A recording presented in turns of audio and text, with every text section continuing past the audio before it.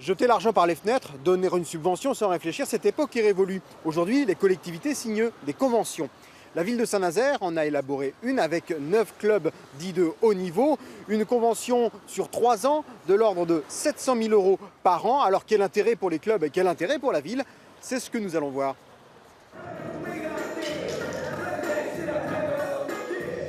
En pleine préparation, les volleyeurs professionnels nazériens.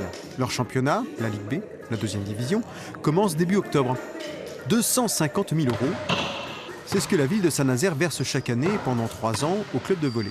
C'est la plus importante subvention de la ville pour le sport et cela représente le tiers du budget du club, mais pour ses 22 équipes. Le sport de haut niveau a besoin du sport de masse et le sport de masse a besoin de l'élite, on va dire ça comme ça.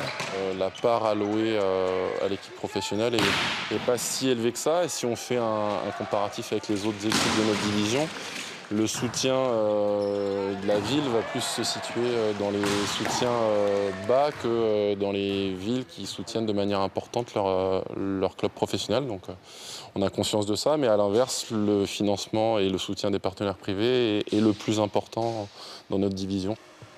Le sport de haut niveau, nous avons eu la version du club de volleyball de Saint-Nazaire. Et bien maintenant, nous allons avoir la vision de la collectivité. Les budgets même des associations à un très haut niveau font qu'ils ont besoin de plus de financement parce que les déplacements sont plus importants, parce qu'il y a des qualifications qui sont demandées qui sont extrêmement importantes, mais la ville ne peut pas tout faire. C'est ce qu'on leur dit aussi. Et donc il faut qu'ils aillent vers des partenariats privés qui soient plus conséquents parce que nous, on a un budget qui est limité et donc il faut qu'on soit attentif à toutes nos dépenses.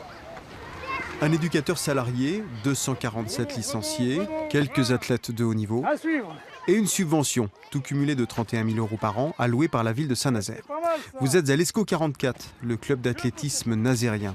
À la subvention s'ajoutent quelques épreuves organisées, un peu de partenariat et puis le club compte sur ses bénévoles. Je croyais que président, c'était derrière un bureau. Pas quand on est bénévole. On est sur le terrain, on est dans le bureau, on est partout.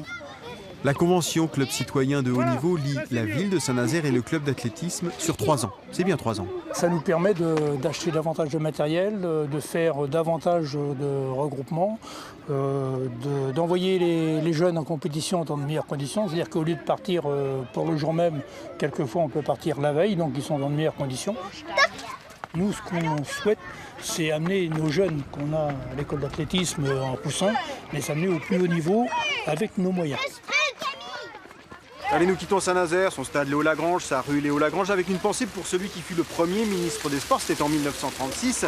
Léo Lagrange qui disait notamment « Notre souci est moins de créer des champions et de conduire sur le stade 22 acteurs devant 100 000 spectateurs que d'incliner la jeunesse de notre pays à aller régulièrement sur le stade ou à la piscine. » Et il reste vraisemblablement quelque chose de l'esprit de Léo Lagrange ici, à Saint-Nazaire.